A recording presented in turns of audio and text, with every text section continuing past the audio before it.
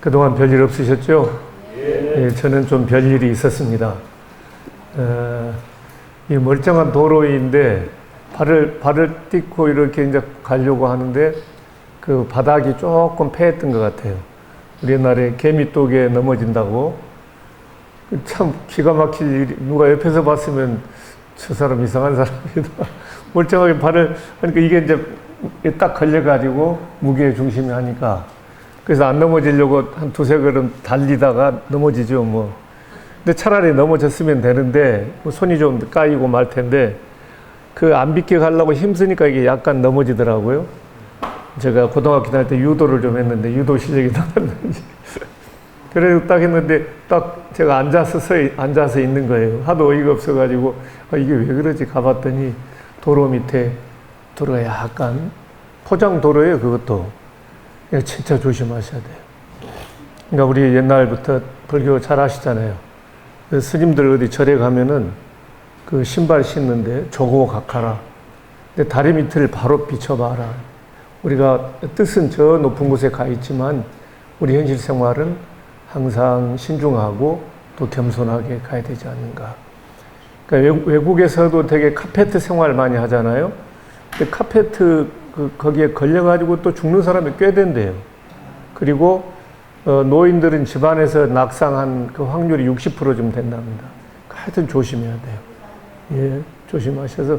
그래서 제가 지난번 여러분 그 야유에 그 야외 이제 법회 꼭 참석을 하려고 했었는데 아주 참 참석을 못하고 사진만 보고 얼마나 좋으셨을까 그랬습니다.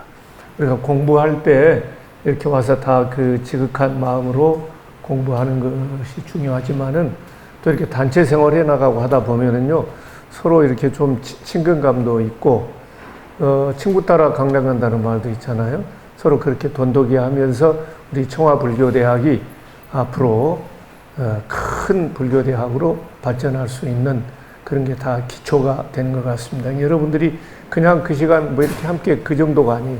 역사적으로 보면 그런 게 다 토대가 돼가지고 앞으로 이제 미래의 위대한 청화불교대학이 다 될 수 있는 겁니다. 그러니까 작은 일이지만 이제 큰 마음으로 이렇게 우리가 성실하게 정진해 나가야 될 것 같습니다. 자, 오늘은 지난 시간에 이어서 우리 교재로 하면 25페이지가 되겠습니다. 이제 조금씩 말씀을 드렸지만, 우리 이제 제 방침은 어디까지나 우리 교재, 텍스트를 위주로 해 나가자 하는 말씀을 제가 드렸기 때문에, 그게 이제 그 순서로 그렇게 가시면 됩니다. 그래서, 거룩한 탄생은, 이제 부처님께서 탄생하신 문빈이 동산에 그걸 이제 얘기를 하시지만은 그 앞부분에 우리가 몇 가지 조금 살펴볼 일이 있습니다. 여러분, 우리가 작년에 붓다의 생활 수업 공부했었는데, 직접 강의는 안 했습니다. 태교라고 하는 내용이,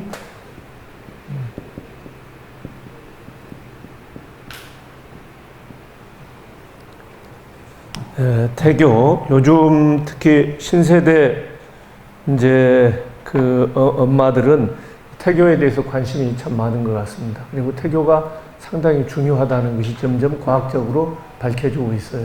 어린아이가 태어나서 부모님이 사랑으로 또 올바른 방향으로 이렇게 이끌어 주신 것도 중요하지만은, 한 10달 동안 엄마 뱃속에 있을 때, 그때 태교도 상당히 중요하다. 이렇게 이제 밝혀지고 있어서, 저희 때만 해도 크게 그 신경을 안 썼던 것 같아요.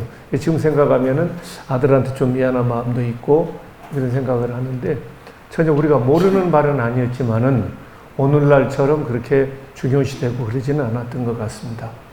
다행스럽게도 요즘 젊은 부모들은 태교에 대해서 관심이 많고 또 그래서 지식도 많고, 그래서 이건 굉장히 좋은 징조지요. 여러분들 율곡 이 선생의 어머니가 누구시죠? 신사임당이시죠. 글씨도 잘 쓰고 그림도 잘 그리고 시도 잘 쓰고 하는 참 어머니의 우리들의 이상이죠.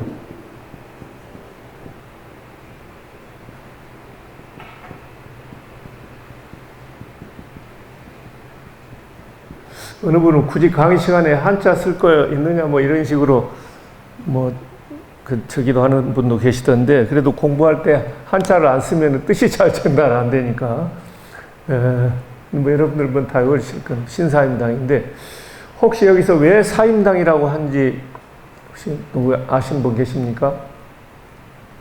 이름이 많은데 하필이면 신사임당이라고 했느냐?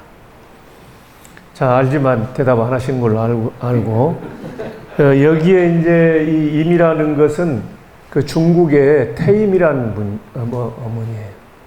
태임이라는 분인데, 그분이 주나라 문왕의 어머니 이름이, 어머니가 태임이, 큰 콩태자, 큰 태자에 맡을 임자예요. 태임.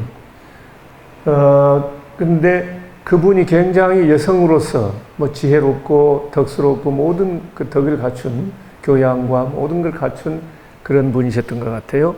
그래서 율곡이 선생의 어머님인 신사임당 선생은 내가 저분을 스승으로 모시리라, 저분을 태임을 본받으리라, 그런 의미로 스승사를 써가지고 사임당이라고 했다 그럽니다. 그러니까 이제 주나라 문왕의 어머니 태임을 본받겠다, 그래서 사임 이렇게 된 거예요. 그러니까 저 임자는 그 태임을 뜻한다고 보시면 되겠습니다. 근데 이분도 뭐 여러 가지로 훌륭한 분인데, 그 사마천의 사기에 보면 이 태임 부인이 그 태교에 대한 그런 그 인식을 우리가 볼 수가 있는데, 그런 얘기가 이제 나옵니다. 눈은 옳지 못한 것을 보지 않았고, 그러니까 아이를 회임, 임신해가지고 회임해서 한 얘기죠. 눈은 옳지 못한 것을 보지 않았고, 귀는 음란한 소리를 듣지 않았으며, 입은 거만한 말을 담지 않았다. 서 있을 때는 발을 조심스럽게 딛고, 걸을 때는 걸음을 천천히 옮기며, 자리가 바르지 않으면 앉지 않고, 고기도 바르게 자른 것이 아니면 먹지 않았다고 한다. 이런 내용이 이 사기에 나오는 거예요. 그러니까 이분이 벌써 그 임신을 해가지고 나름대로 태교에 굉장히 관심을 가지시고 그렇게 행동을 실천을 하셨다, 이렇게 보여집니다.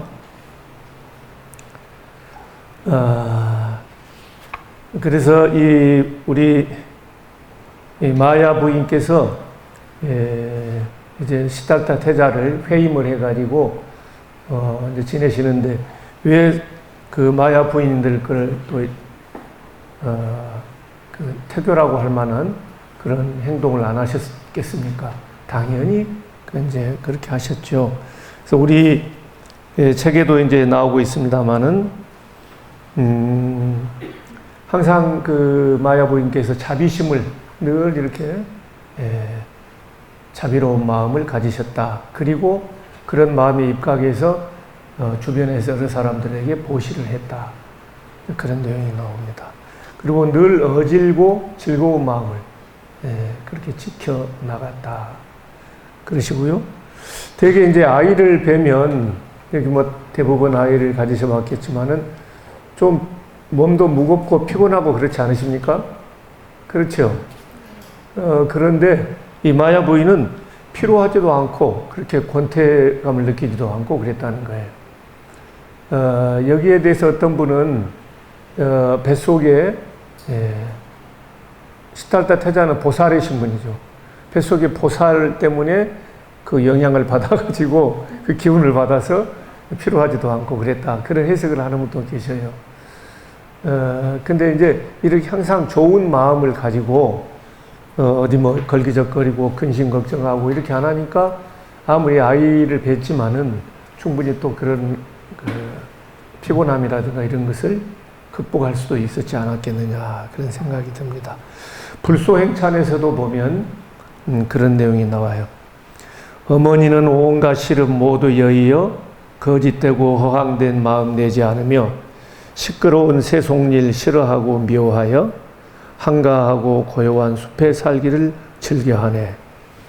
예, 이렇게 늘 마음이 한가롭고 또 주로 이제 조용한 숲 같은데 이렇게 이제 하시니까 요즘 그 힐링하는 것처럼 마음이 늘 넉넉하고 편안하시지 않았을까 그런 생각을 해봅니다. 자, 어찌됐든 그래서 이제 이렇게 10달 동안 시달타 그때는 뭐 시달타 이름 태자가 아니라 그냥 그 조띠빨라 호명보살로 도솔천에 계시다가 내려오셨다 그랬죠. 그래서 이 몸속에 이제 보살이 드디어 태어날 때가 되는 거죠.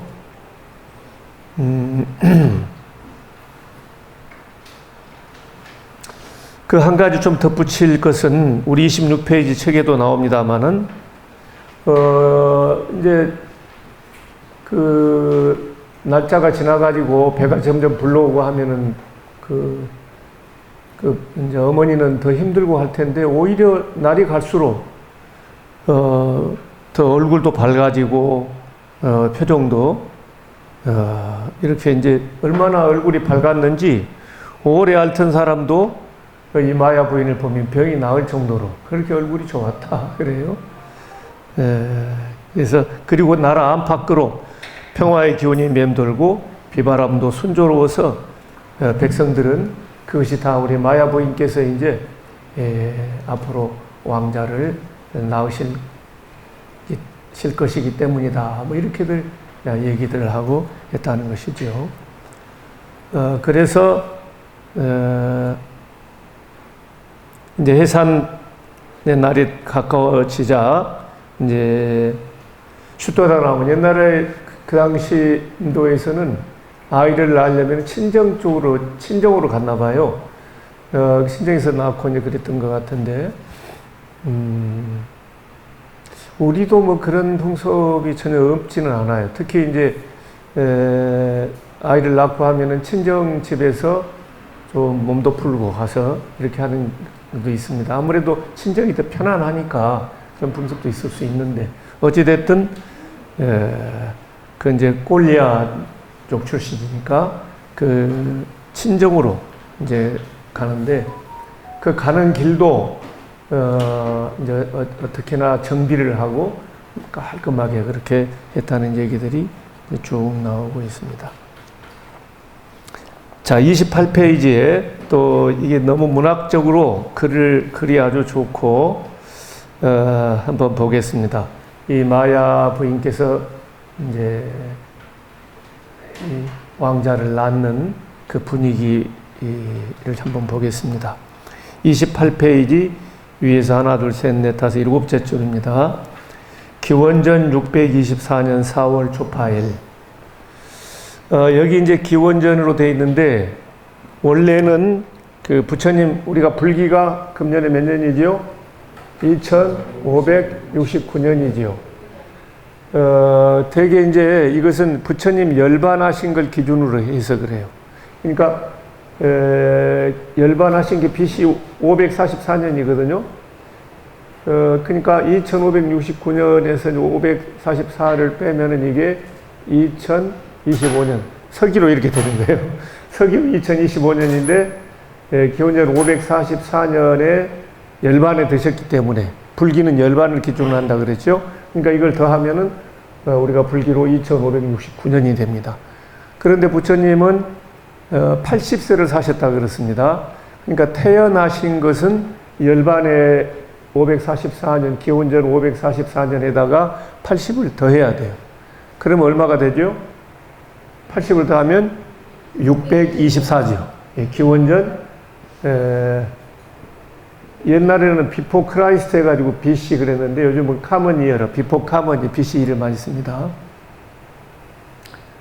80년을 더하니까 629가 되는 겁니다. 예? 624. 또 9가 됐어. 2569자가 따라가네. 자, 위대한 발견하셨습니다. 제가 629가 아니고 80이니까 624년이죠. 바로 여기 이 숫자는 여기서 나온 것이고, 또 요즘 이제 부처님 탄생 그 연도에 대해서는 이러저러한 뭐 얘기들이 많기 때문에 복잡해요. 그래서 우리가 이제 이 책을 쓸 때는 지금 현재 우리가 쓰고 있는 여기에 맞춰서 얘기하자. 괜히 이걸 정확하게 우리가 그걸 캐내기도 힘들고 그러는 건데, 뭐 1, 2년 차이가 난들, 또 부처님 오신 게 1, 20년 차이가 난들 큰 문제는 없을 거고요. 어쨌든 그래서 이렇게 우리들이 이제 다 회의를 해가지고 이것도 맞춰간 거예요, 어떻게 보면. 그리고 이제 우리가 맞춘 게 아니라 또 학자들이 뭐 이런 주장을 해서 이게 이제 불기로, 세계 불교도 의회 같은 데서 이제 이렇게 이 주장을 우리가 받아 수용을 한 거죠. 그래서 624년이 나왔다, 이렇게 보시면 되겠습니다. 자, 기원전 624년 4월 주파일 샛별이 유난히 반짝이고 동쪽 하늘이 파르스름하게 밝아오고 있었다. 이슬이 영롱한 동산에는 잠을 깬 새들이 합창을 시작했다. 바람은 차지도 덥지도 않았다. 비단처럼 부드러운 풀잎을 밟으며 가볍게 동산을 거닐던 마야 왕비는 한 나무 아래 걸음을 멈췄다. 싱싱한 초록빛에 빛주색과 붉은색이 뒤섞인 나무는 공작의 기처럼 화려했고 가벼운 바람에도 천인의 옷처럼 하늘거렸다. 손을 내밀어 무지개처럼 드리운 가지 끝을 잡는 순간 바람에 밀리는 배처럼 대지가 흔들리고 구름 없는 하늘에서 붉고 푸른 꽃비가 쏟아졌다. 왕비는 문득 산기를 느꼈다. 놀란 시녀들이 서둘러 나무 주위로 장막을 치자마자 왕비는 산통도 없이 선 자리에서 아기를 낳았다. 사람들은 산통 없이 고통 없이 왕자를 출산하게 한 공덕을 기려 그 나무를 아소카 나무라고 불렀다. 우리 아소카 왕 들어보셨죠? 인도에 불교를 부흥시키고 세계적인 종교로 이제 이렇게 하셨던 왕이 아소카 왕입니다. 이제 부처님 불탑에서 이제 사리를 막 이렇게 나누어 가지고 84,000 탑을 지었다 그러셔요. 그래서 인도만이 아니라 여러 국제적으로 여러 곳에 불교를 전파도 하고 이렇게 해서 세계 종교로 발돋움하게 할 수 하는 그 기초를 낳았던 분이 이 아소카 왕인데, 이 아소카 왕은 음으로 따서 아유광이라고 해요. 그리고 이제 그 뜻으로 보면은 아소카란 말이 근심 걱정이 없다, 고통이 없다 이 말이거든요. 그래서 없을 무자, 거기 근심 무자로 써졌죠. 예, 그래서 그 마야 부인이 이제 그 나무를 붙잡고 이제 왕자를 낳으셨는데, 이제 그냥 시달타 태자로 하겠습니다. 시달타 태자를 낳았는데, 희한하게 그 고통도 없이 낳았다. 그래서 모든 고통을 없애주는 그런 훌륭한 나무구나. 그래서 무수나무라. 무수라고 많이 들어보셨죠? 무나무예요, 무나무. 근심, 걱정이 사라지게 하는, 없는 무수다. 아소카. 나무 이름을 아소카라고 했다. 자, 이렇게 뭐 요즘 많은 분들이 부처님이 이 세상에 오신 것을 뭐 여러 가지로 찬탄을 합니다. 그 인류 역사의 가장 획기적인 사건이다. 뭐 그런 얘기를 또 많이 하시고요. 우리가 그 불교 신자로서는 역시 우리 인류 역사에 가장 위대한 성인이 이 서가모니 부처님이다. 이렇게 보죠. 그러니까 그 훌륭한 분이 오시는 건데, 뭐라고 우리가 그걸 찬탄하고 수식을 해도 결코 지나치다고 말하기 힘들 겁니다. 자, 여기 이렇게 이제, 어느 정도 부처님이 오시는 그런 분위기를 또 룸비니 동산의 그 배경을 이렇게 이제 예쁘게 묘사를 했어요. 결국은 이제 그래서 중요한 것은 부처님이 이 세상에 태어나신 거죠. 근데 여러 불전에서는 부처님이 이 세상에 이제 오셔서 보통 아이들 같으면 일어서서 걷는다는 걸 상상하기 힘듭니다. 저도 이거는 사실로 받아들이기는 조금 어렵지 않나 그렇게 생각을 해요. 태어나자마자 아이가 걷는다. 조금 뭐 짐승들은 또 바로 걷는 짐승들도 있긴 있습니다만 인간들은 좀 어렵지 않느냐 싶은데 저는 첫 시간에 우리들은 좀 뭔가 어떤 막 마법을 부리고 신통력을 막 행사하고 좀 그런 신령스러운 그런 인간을 좀 초월한 초인적인 그런 부처님보다도 인간 붓다. 우리와 같은 인간으로서의 부처님, 역사적 실존 인물로서의 부처님을 우리가 이제 공부해 보자. 그랬지만은 기억나시죠? 부처 불자가 말하듯이 사람 인변에 인간 붓다지만은 또 사람과 다른 면이 있어요. 안일 불자. 그래서 부처 불자가 이제 불타라고 하는 그 말을 음사한 거지만은 그 의미를 또 파헤쳐 보면 상당히 재미있는 그런 의미가 담겨 있다. 부처님은 인간이면서 인간이 아니다. 인간을 초월했다. 뛰어넘는 이런 얘기죠. 또 보통 인간이 발휘할 수 없는 어떤 그런 능력을 발휘하신 분이다. 이렇게도 해석할 수가 있고 그렇습니다. 그래서 어찌됐든 태어나고 이제 이런 부분들은 태어나자마자 이제 일어서셔서 그것도 일어서 계신 것만도 아니고 주행 7보 7걸음을 걸으셨다 그래요. 어떤 데는 보면 그 사방으로 주행 7보 하셨다 그러거든요. 되게 이제 그 방향을 보면 동쪽으로 많이 걸어 나가십니다, 이게. 그러니까 동쪽으로 7보, 그 다음에 남쪽으로 7걸음, 그 다음에 서쪽으로 7걸음, 그 다음에 북쪽으로 7걸음 하면 사칠은 28걸음 걸으셨나요? 그렇게 계산하면, 그러니까 어떤 분은 그냥 7걸음 걸으셨다. 동쪽 방향으로 둡시다. 동쪽 방향으로 7걸음을 걸으셨다. 걸으시면서 오른손은 하늘을 가리키고 왼손은 땅을 가리키시면서 이제 사자구를 하셨다. 그게 여러분이 잘 아시는 천상천하 유화 독존. 우리 책에서는 하늘 위와 하늘 아래 유화 독존 내 오직 존귀하나니 이렇게 돼 있어요. 그 다음에 삼계계고 아당한지하리라 돼 있는데 그것을 우리 책에서는 온통 괴로움에 휩싸인 삼계 내 마땅히 안온하게 하리라. 이건 또 좀 써봐야 되겠습니다. 천상천하 유화독존. 그냥 이건 다 아실 테니까 한글로 한번 쓰겠습니다. 천상천하의 유화독존이다. 또 삼계계고 아당한지. 자, 우리 교재에 거기 번역된 것은 바로 이 한자, 이 한문을 그렇게 번역한 겁니다. 천상천하, 하늘 위나 하늘 아래, 유화독존, 오직 내가 홀로 존귀하다. 삼계계고, 욕계, 색계, 무색계. 이 욕계, 색계, 삼계라는 말은 다른 말로 하면 온 세상 보시면 돼요. 온 세상이 계고 모두 고통 속에 잠겨 있으니 아당 안지하리라. 내가 마땅히 그것을 평안케 할 것이다. 여기 굉장히 중요한 게 담겨 있습니다. 이거는 제가 볼 때는 부처님의 생애를 너무나 잘 알고 있고 부처님을 늘 이렇게 존경하고 흠모하는 제자들이 이 부처님이 세상에 오셨는데 부처님의 생애를 뭘로 우리가 얘기할 수 있을까?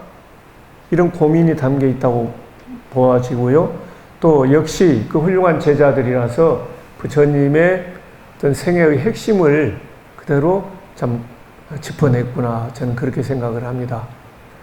천상천하 유화독존은 부처님은 가장 위대하신 분이니까 당연히 제자들로서는 부처님이 천상천하의 가장 훌륭하신 분이겠죠. 물론 이거는 이제 부처님이 스스로 그렇게 나는 내가 존귀하도다 이런 형식으로 되어 있어요. 근데 여기는 이제 두 가지로 봐야 돼요. 그러니까 이제 제자들의 마음이 이런 표현을 통해서 이제 드러나고 있다. 이렇게 해석할 수가 있고요. 저는 뭐 그렇게 보는 편입니다. 부처님이 직접 이렇게 말씀하셨다고 생각하지는 않기 때문에.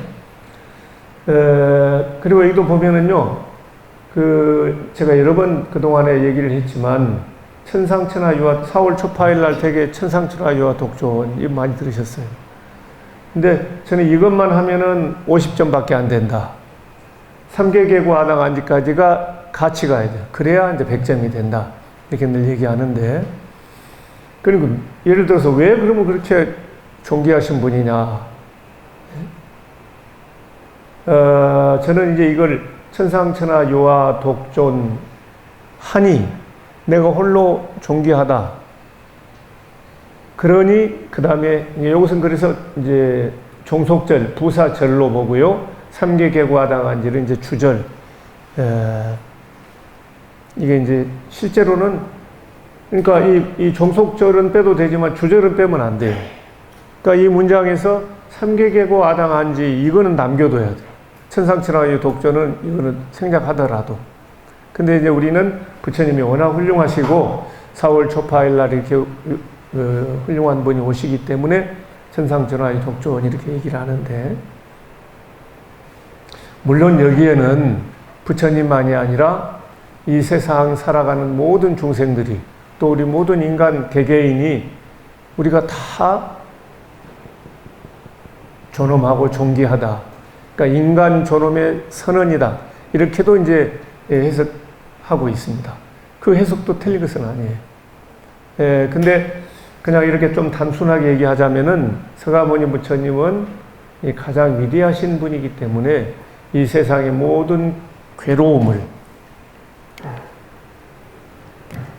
자, 이게 또 더 중요한 단어를 빼내자면 이 쓸고자, 괴로울 고자를 뽑아낼 수 있어요. 이 괴로움을 어떻게 하냐? 편안하게 한다. 괴로움의 문제를 해결하시는, 그게 부처님 인생의 핵심이고 또 궁극적인 그런 가치이기도 합니다. 그래서 제가 사성제 또 12연기 할 때 늘 그 말씀 하셨죠. 그것을 요즘 말로 하면은 곧 괴로움의 자각을 통한 괴로움의 극복이다. 기억나시죠? 사성제 12연기. 그 내용이 바로 사실은 그 법문의 내용이 그겁니다. 괴로움의 자각을 통한 괴로움의 극복을 말씀. 이게 불교입니다. 그러니까 바로 그러한 사성제 12연기에서 얘기하고 있는 그 말씀이 이 탄생계의 형식으로 얘기하고 있는데 아주 절묘하게 그렇게 여기서 꼬집어내고 있다. 저는 그렇게 봅니다. 삼계계고, 이거는 괴로움의 자각이, 세상이 괴로워 있구나. 사성제에서는 고성제, 집성제. 이게 괴로움의 자각이에요. 그리고 이제, 근데 내가 그러니 내가 마땅히 이 평안케 하리라. 요거는 고통의 소멸. 그게 사성제에서는 멸성제죠. 그리고 이제 멸성제도 그냥 이루어지는 것은 아니니까 우리가 열심히 노력하고, 수행을 해야 되죠. 그게 이제 8정도가 되지 않습니까? 그게 도성제가 되는 거예요. 그러니까 3계 계고는 여기서 이제 좀 맞춰보자면은 사성제로 말한다면은 고성제와 집성제. 그래서 괴로움에 대한 자각. 그 다음에 이것은 멸성제와 도성제. 괴로움의 극복. 모든 괴로움을 평안케 하리라. 이 얘기는 고통의 극복이에요. 불교를 어렵게 하면 뭐 한없이 어려운데 아주 간단하게 정리하면 고의 자각을 통한 고의 극복이에요. 그리고 그것이 탄생계에 이미 나타나고 있습니다. 그러니까 부처님이 위대하시다라고 하는 것도 중요하지만 부처님이 왜 위대하냐? 그 핵심적인 내용이 삼계계고 아당한지에 담겨 있어요. 그건 이것도 빼서는 안 됩니다. 그죠? 그러니까 우리 이제 스님들께서 앞으로 수파일 법문하실 때는 당연히 이렇게 이제 하셔야 되고, 우리 불제자들도 부처님 오실 때 이 탄생의 즈음에서 읊으셨던 이 탄생계명을 뒤 문장까지 꼭 같이 함께 외워두셔야 되겠다. 천상천하 유화독존 삼계계고 아당한지 그 내용입니다. 예. 예. 그 말이 인도에서 넘어오는 그 저작물 속에 있는 말이에요? 아니면 한자 문화권에서 만들어진 거예요? 이게요. 전혀 오는 거죠. 예. 인도 쪽에. 예, 그렇죠. 이제 불전 문학은 보면 되게 이제 부디스트 하이브리드 산스크리트라 그래가지고요. 그러니까 인도의 이제 그 클래시컬 산스크리트하고도 조금 달라요. 불교 쪽은. 그렇지만은 그거는 이제 남방 불교로 가는 것은 빨리어로 전해졌고, 되게 이제 중국으로 전해져는 것은 그 부디스트 하이브리드 산스크리트 불교 범어지요. 그 산스크리트로 전해져 와가지고 여기 한문으로 이렇게 번역이 되는 거죠. 그렇게 해서 물론 산스크리트로 되어 있는 그런 여러 이제 불전 문학 내용에 이것을 한문으로 번역해서 나온 거죠. 중국에서 이렇게 만들어진 것은 아닙니다. 물론 어떤 경전들은 이제 중국에서 또 만들어진 경전들이 있어요. 그걸 되게 위경이라고 그러죠. 우리가.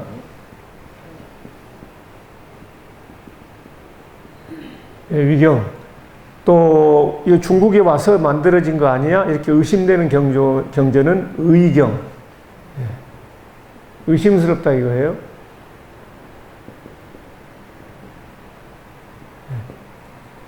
대개 이제 이것은, 불교 범어, 산스크리트에서 번역한 그런 내용들이라고 보시면 되겠습니다.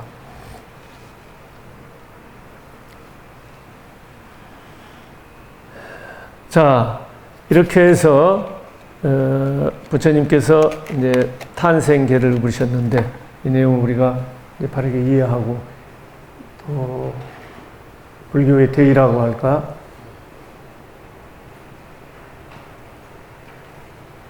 예, 탄생계 개송할 때이기 때문에 그 일을 썼습니다. 탄생에 즈음하여 읊으신 사자와 하신 개송이라고 해서 탄생계다 이렇게 보시면 되겠습니다.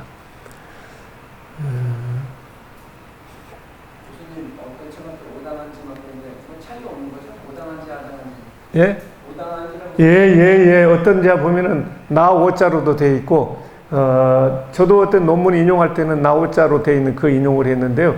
우리나라에서 이제 아당한지로 되게 많이 씁니다. 그러니까 그는 이제 나오, 아나, 오나, 또 뭐 달리 또 이렇게 번역이 되어 있는 것도 있습니다. 너무 이제 번거로워서 그냥 이렇게 이제 우리가 핵심적인 내용만 알고 가니까요.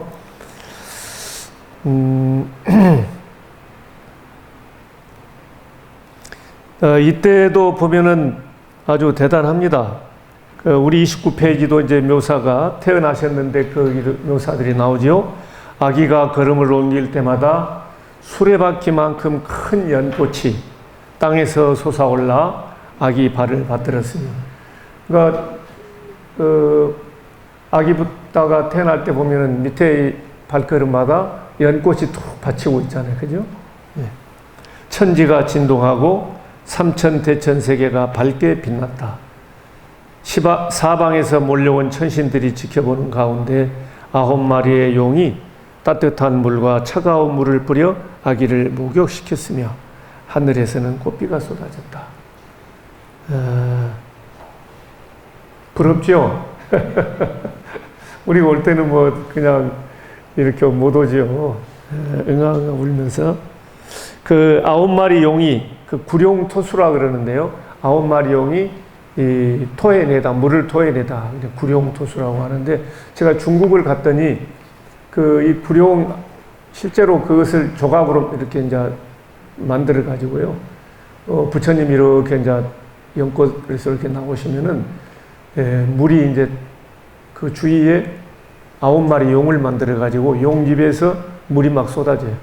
하고 부처님 목욕시키는, 혹시 중국 가보신 분들 보셨을 걸로 생각하는데, 아주 장엄하고, 또 음악이 막 멋지게 이제 배경음악을 깔아가지고, 근데 불전에 보면은 구룡토수인데,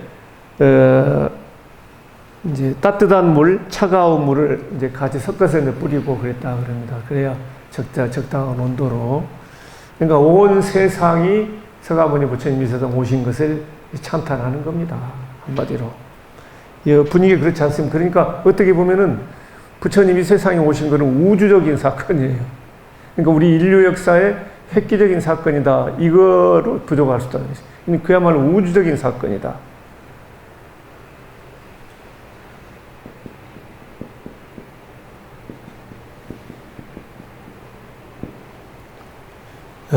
그래서 우리는 늘 그 부처님을 생각하고 부처님을 믿고 그 부처님의 가르침을 이해하려고 하고 또 신의 행정 열심히 노력을 해서 그걸 부처님의 깨달음, 부처님의 세계를 또 증득해 보려고 이렇게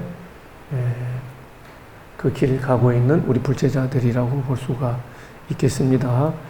그러니까 이렇게 문학적으로도 대단한 거예요.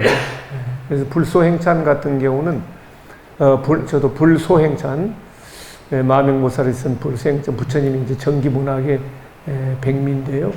아주 이런 식으로 이제 묘사가 되어 있는 거예요.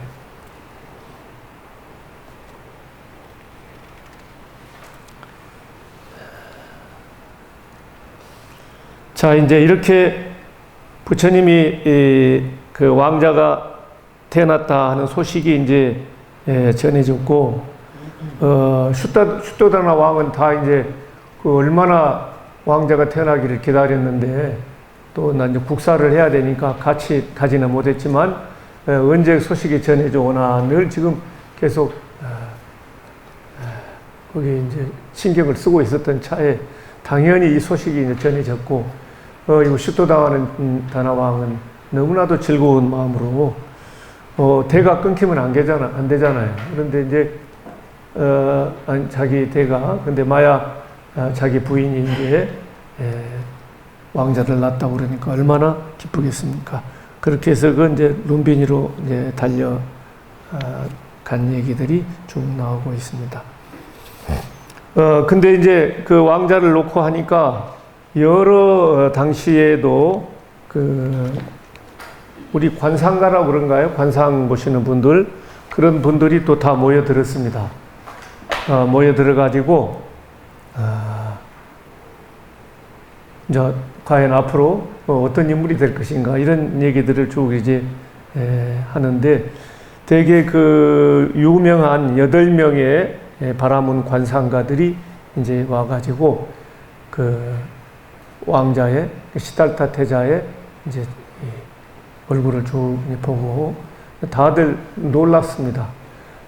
이분은 앞으로 반드시 훌륭한 그런 왕이 될 것이다. 왜 그러냐면 보니까 30 이상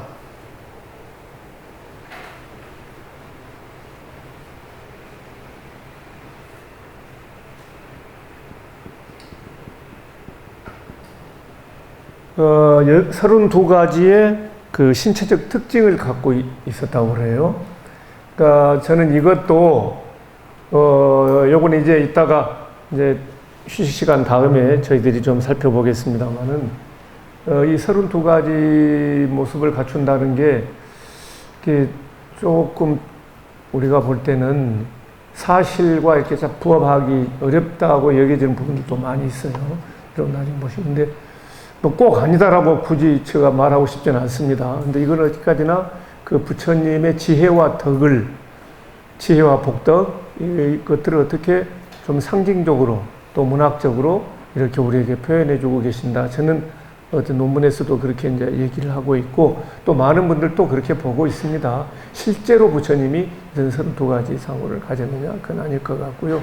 또 한편으로는 인도에서 전통적으로 이런 위대한 왕들, 위대한 왕은 이런 32가지 다 그 특징을 가지고 태어난다 그러는데, 어쨌든 우리도 훌륭한 일을 하면은 아주 키도 크고 헌출하고, 키 적어도 탈일 다음에 우리 박정희 대통령 키 적었지만 얼마나 많은 일을 하셨습니까? 어쨌든 간에 우리가 되게 볼 때 그런 그 신체적 특징이 좋은 조건을 가진 분들이 태어나서 또 훌륭한 일을 한다, 이렇게 얘기를 볼 수가 있어서, 그래서 약간 그런 그 신화적인 위대한 분은 위인은 30 이상을 가지고 태어난다, 뭐 이런 이제 얘기들도 좀 전해져 내려오고 있었지 않느냐 싶어요. 그렇기 때문에 이제 이런 30 이상을 갖추고 있어서 앞으로 이분은 전륜성왕이 될 것이다.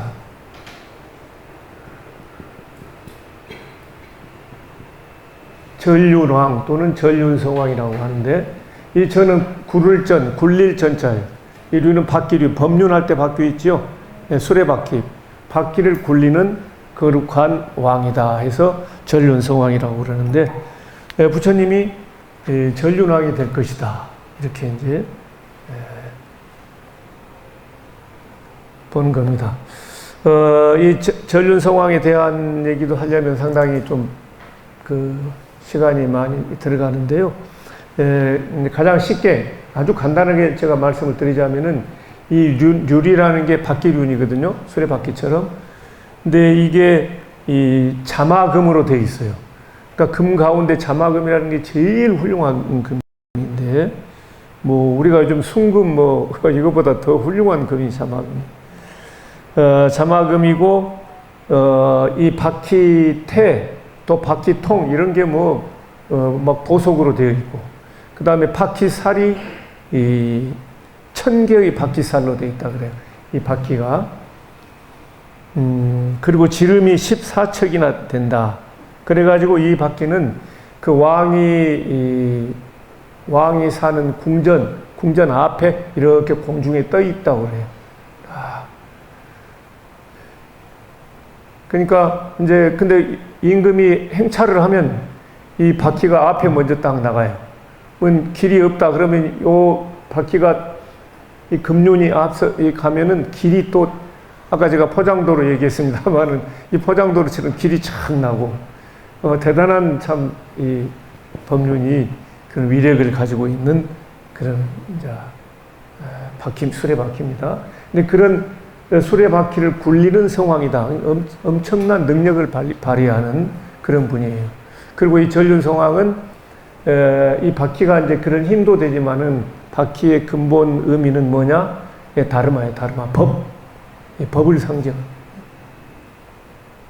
그래서 경전에도 보면은 이 전륜성왕은 이 담마로 정복하는 왕이다. 그러니까 법치예요, 법치. 법치, 덕치. 그러니까 무력으로 세상을 이렇게 정복하고 그러는 것이 아니라 법과 덕으로, 그러니까 법치하는 분이고 덕으로 다스리는 그런 분이에요. 그래서 이 륜이라는 말은 실질적으로는 이 불교적으로 다르마, 바로 그 법을 의미한다. 이제 근데 그렇게 상당히 상징적으로 이제 얘기는 되고 있어요. 그래서 그런 분이 전륜성왕이라는 얘기입니다. 자, 시간이 조금 오버돼서 한 10분 쉬었다 2교시 하도록 하겠습니다. 자, 10분간 휴식하겠습니다. 수고하셨습니다.